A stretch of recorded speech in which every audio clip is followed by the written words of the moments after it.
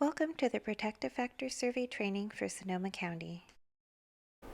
In this video, we will discuss the relationship of the Protective Factor Survey to the Strengthening Families approach and the significance of this relationship in Sonoma County.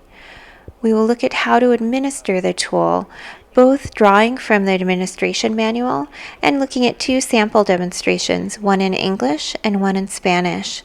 Finally, we will discuss frequently asked questions that often arise around the Protective Factor Survey and discuss some locally developed tips for administration that have been shared by agencies that have been administering the tool over the past year. For more information about how to score and interpret the Protective Factor Survey, you are encouraged to visit the link that is shared in this slide and in the description of the video below. As I noted, the Protective Factor Survey is closely linked to the Strengthening Families approach. So it's important to understand what the Strengthening Families approach is in order to understand why so many agencies in the county are using the Protective Factor Survey. The Strengthening Families approach focuses on mobilizing partners, communities, and families to build family strength, promote optimal development, and reduce child abuse and neglect.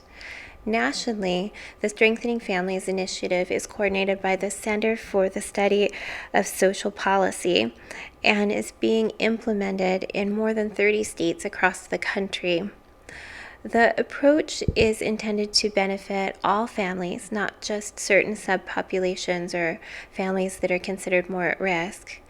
And it's really focused on how can, through everyday interactions, how can agencies build family strength that can help them to buffer risk factors that they may have and to ultimately promote better outcomes for children and families.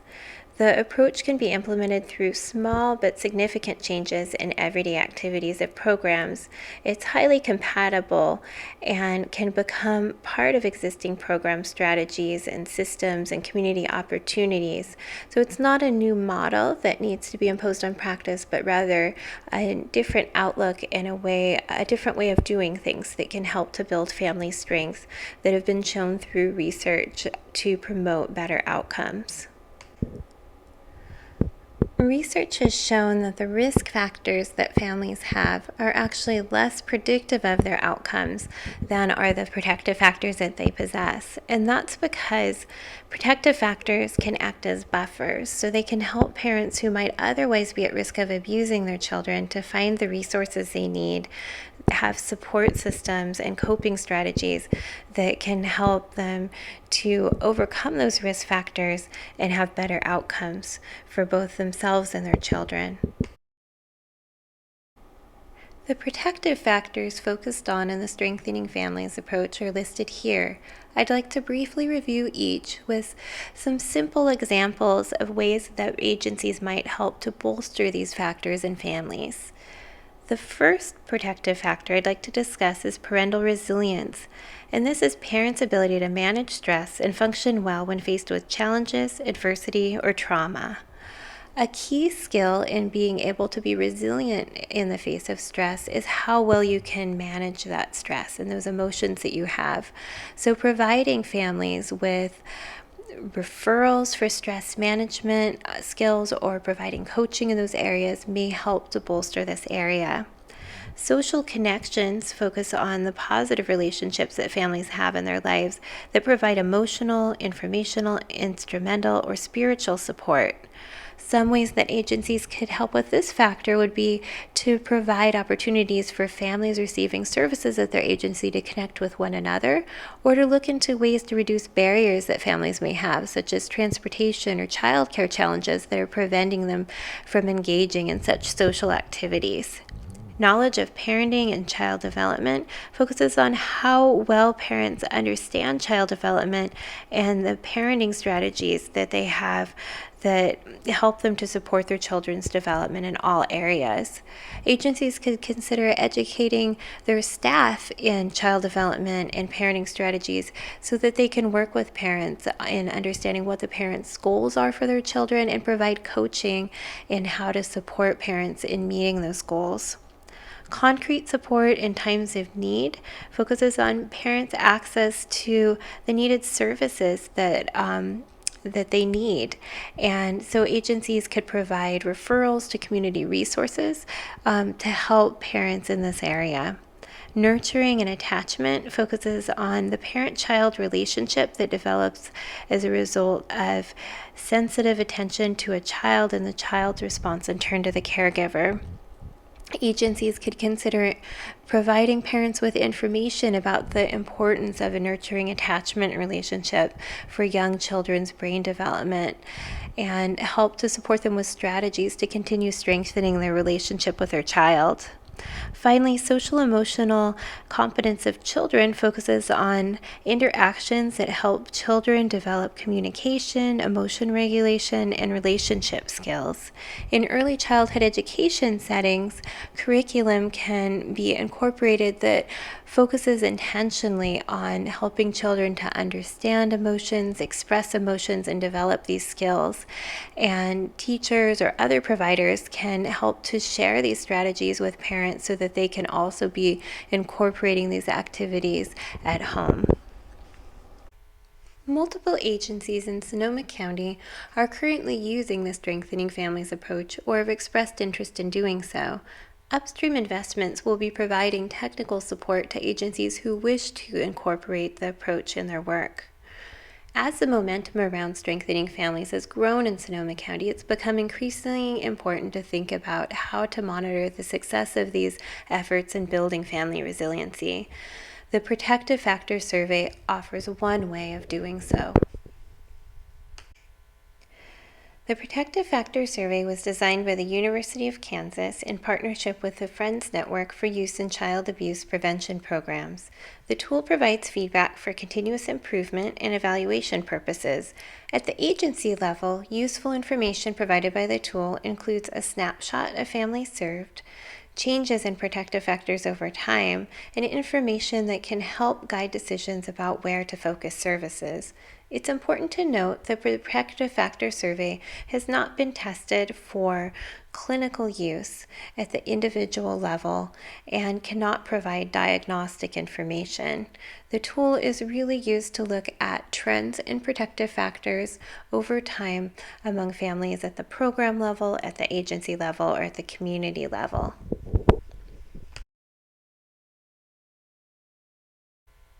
Many different tools are available that assess individual protective factors, but what makes the Protective Factors Survey unique is that it assesses multiple different protective factors and is still fairly brief to complete. The tool consists of 20 items. It takes about 10 to 15 minutes to complete, assesses 5 different protective factors, and is available in both English and Spanish.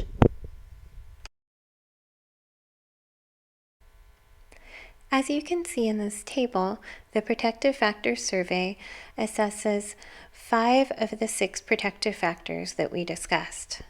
The only protective factor not assessed by the tool is social emotional competence of children.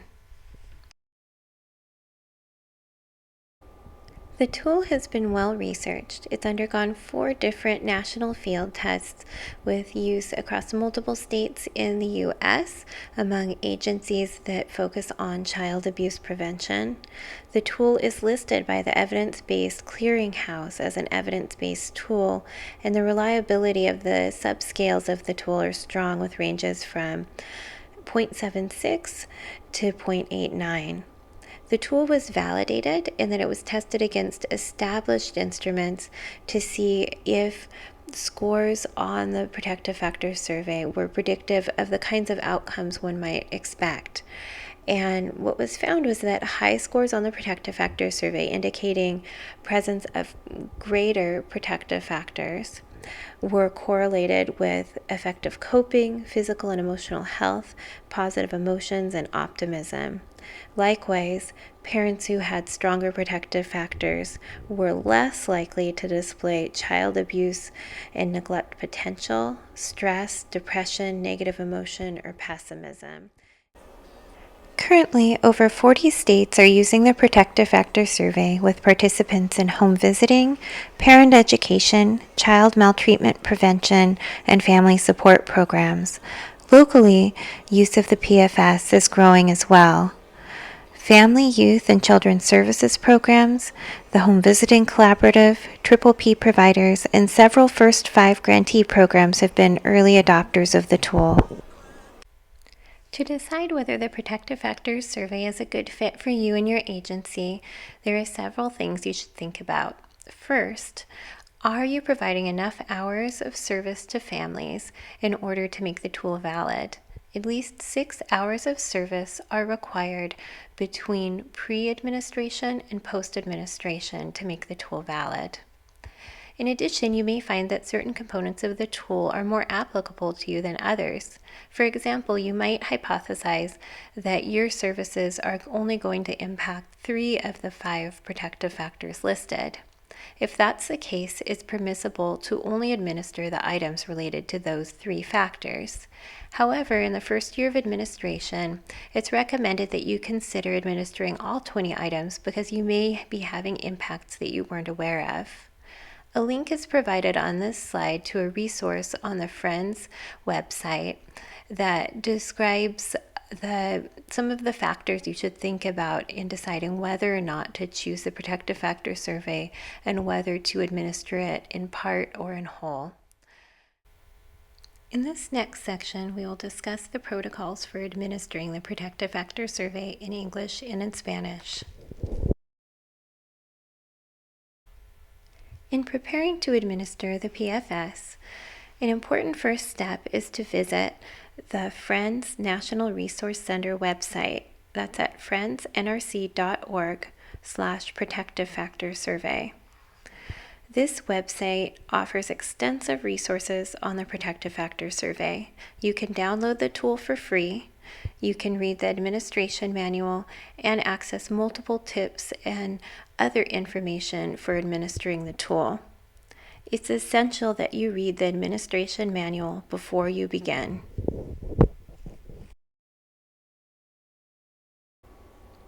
In looking at the actual tool, you'll find that the first 2 pages of the tool consist of demographics and a staff-completed portion. These sections are optional and do not need to be completed or filled out by the participant unless your agency requires you to do so. This demographic information may be information that you record elsewhere at your agency, so you may not want to duplicate those efforts. In the 2-page Protective Factor Survey itself, you will find 20 items in which the participants must respond to a series of statements about their family using a 7-point frequency or agreement scale. You will need to consider both the setting and timing of administration. The survey will take approximately 10 to 15 minutes for parents to complete. It should be administered in a comfortable setting at a time when participants are not easily distracted and can concentrate on the items. It is permissible to administer the survey either one-on-one or in a group setting. Because the survey is optional, it's important to have alternative arrangements available for parents should they choose not to complete the survey. For example, you might have reading materials for them, or perhaps they could take a break if other parents will be completing the survey during a particular time. The survey is designed to be administered pre-post, that is, before services commence, and again after you believe that services should have had enough time to take their effect. The exact timing of the pre and post will vary by your program and the intensity and length of your services, so be sure to take those factors into consideration before deciding when to administer your pre and post assessments. The role of staff in the survey process is to facilitate parents' understanding, but not to tell parents how to answer the questions. So it's critical that you present the survey in a consistent way to all participants that you work with. The manual on the Friends website provides guidelines for how to paraphrase items should participants be confused and need additional clarification. All items are written at a 5th grade reading level. Consider the literacy level of your participants in deciding whether to have them independently fill it out with a paper and pencil or to verbally ask them the items in an interview format. Informed consent may be needed from parents, particularly if you plan to share their data with other agencies. The manual provided on the Friends website provides sample consent form text that you can modify for use at your agency. Whether or not to obtain consent at the time of survey administration is an agency-level decision. Consent may have already been obtained in another portion of your intake process. A first step of administering the survey will be introducing the survey to parents and explaining the purpose. A script is provided for this in your administration manual. Some recommended elements to include are that we want to assess how well the program and community are serving families in Sonoma County so we can improve our services, and this survey is one way to keep track. The survey contains questions about parents' experiences and their outlook on life in general. Completion of the survey is optional, and parents can stop at any time and don't need to answer any questions they don't want to. If their data will be kept confidential, let them know that, and normalize asking questions and encourage them to do so throughout the survey. The following video clip shows one sample introduction of the survey.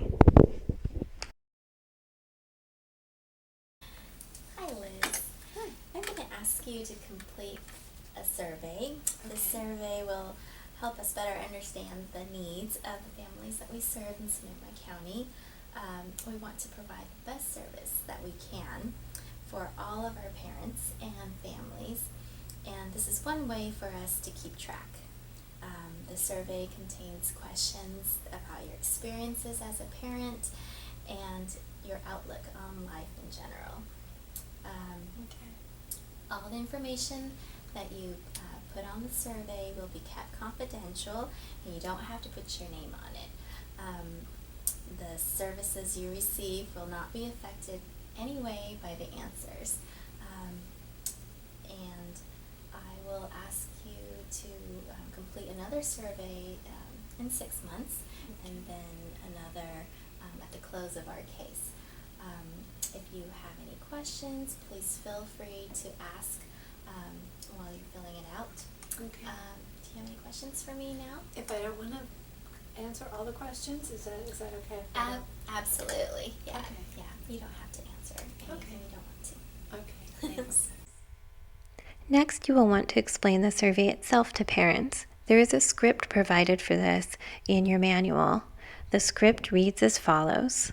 These questions ask about your parenting experiences and your general outlook on life. Please remember that this is not a test, so there are no right or wrong answers. You should choose the best answer for you and your family. You will notice that the answer choices are on a number scale. Please respond by circling the number that best describes your situation. If you do not find an answer that fits perfectly, circle the one that comes closest. There is one section in the survey that asks you to focus on the child that you hope will benefit most from your participation in our services. For these questions, it is important that you answer only with that child in mind. Please remember to fill in the space with the child's age so that we can better understand your responses. When you are finished with the survey, you can pass it back to me. If at any time you have questions about the survey, just let me know and I can help you. If parents do have questions about individual items in the survey, you have a resource in your manual that can help you with this. Paraphrasing is provided for each individual survey item in both English and in Spanish. Refer to your manual so that you can paraphrase the item to help clarify its meaning for participants should they have questions. The following video clips will show an English administration of the Protective Factor Survey and a Spanish administration. In each of these video clips, the parent asks for clarification around an item, and the test administrator responds by paraphrasing in order to provide some additional clarity.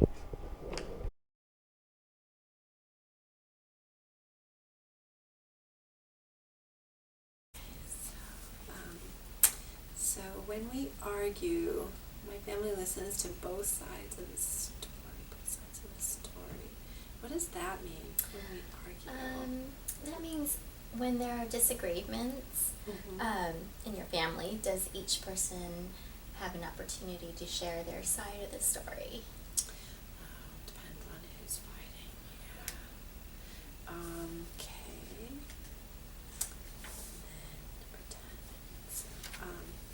so if there's a crisis, I have others I can talk to. So What's a crisis?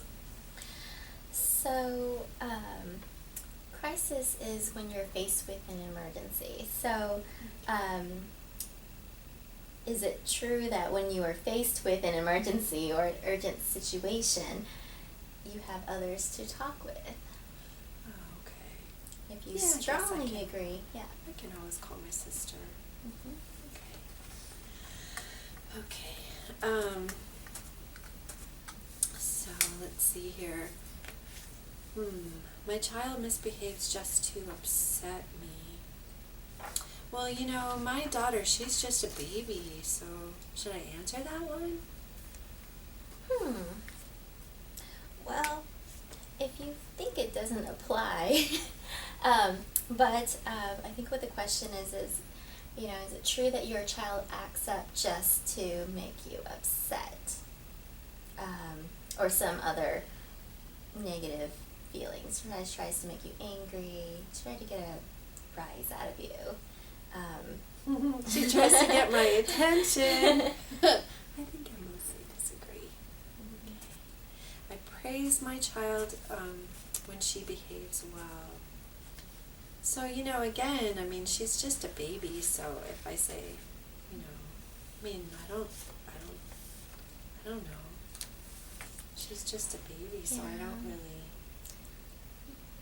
Well, another way to look at the question is, do you praise your child for good behavior? So, for example, if you want her to eat, and then she eats, then you're like, oh, good girl. Yes, I do that. Okay. And then, Okay. When I discipline my child, I lose control. Do you mean do I hit her? no, not necessarily. I think what it's asking is, do you lose your temper? Oh, okay. Do you have a hard time controlling your temper when you discipline your child? Okay.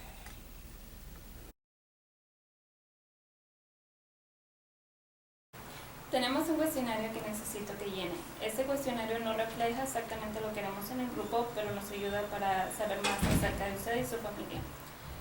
Por ejemplo, algunas de las preguntas son para saber qué tan informada está su familia acerca de los recursos y lo que el condado le puede proveer. Si necesita información, nosotros podemos guiarla a dónde buscar estos recursos o se la podemos dar. No necesita contestar ninguna pregunta que no esté cómoda y nada más la puede dejar en blanco. Las preguntas vienen en forma de afirmación de escala del 1 al 7.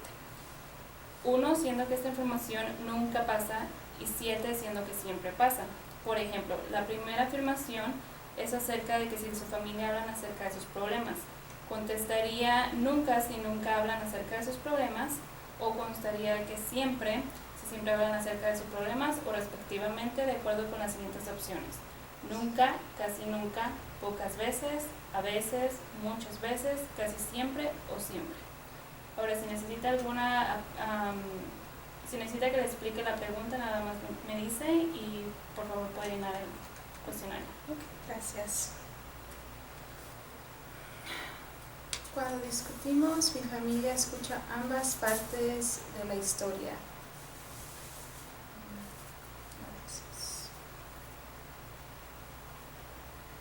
Mi familia se apoya en momentos de estrés.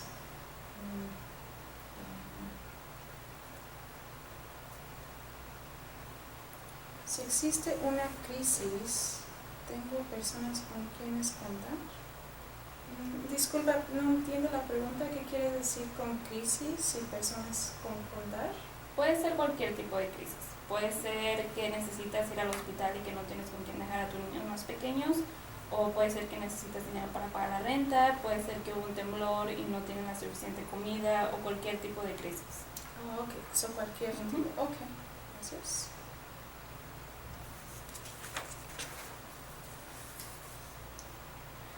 Yo elogio a mi niño cuando se porta bien. Sí, me acuerdo.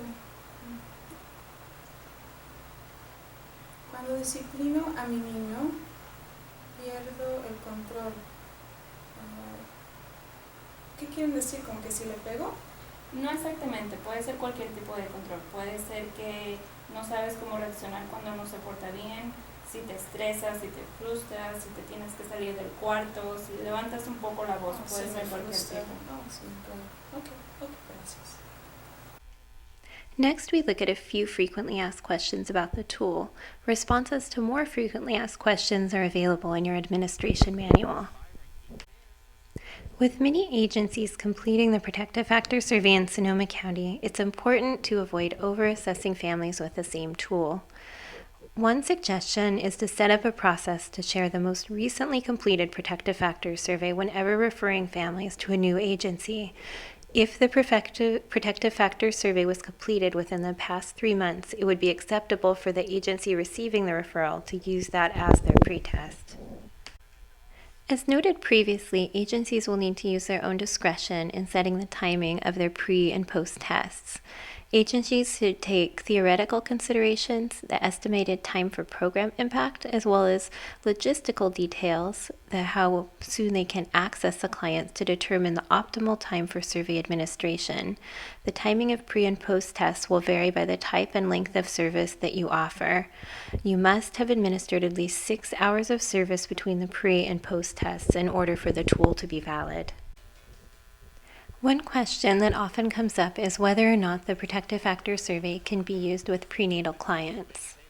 3 of the Protective Factor Survey subscales, concrete support, emotional support, and family functioning or resiliency, refer to the family and could be answered by first-time parents with no children in the home.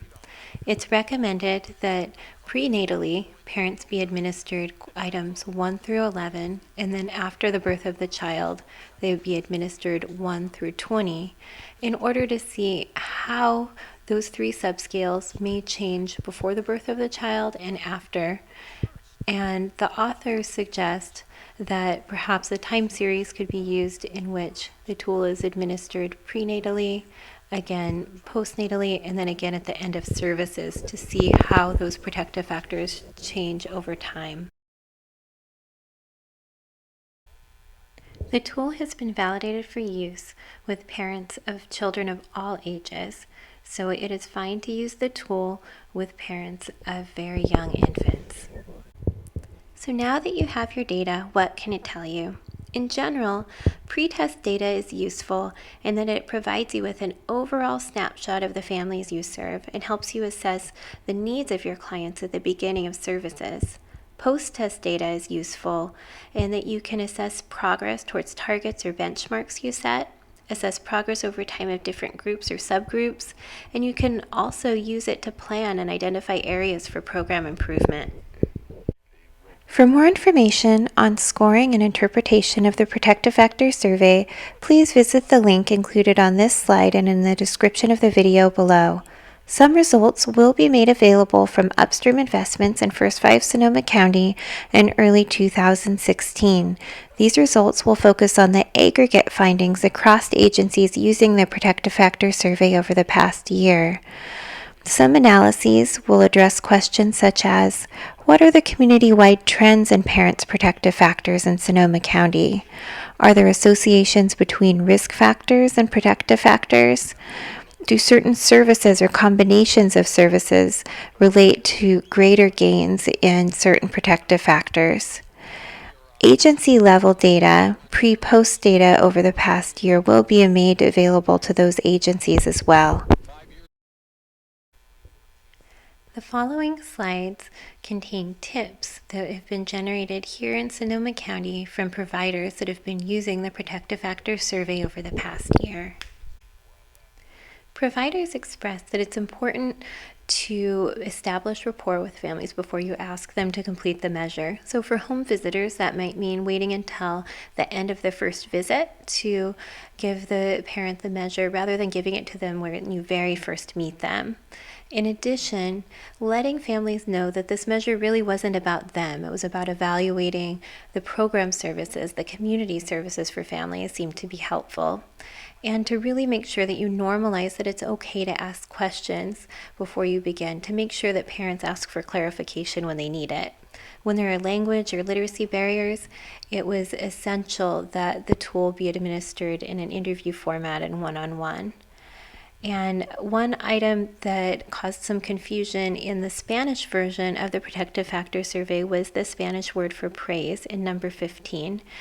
And some alternatives that can be used to the word provided are shown here on the slide. So alagar could be used as an alternative word for elogio, and other ways to ask are included below.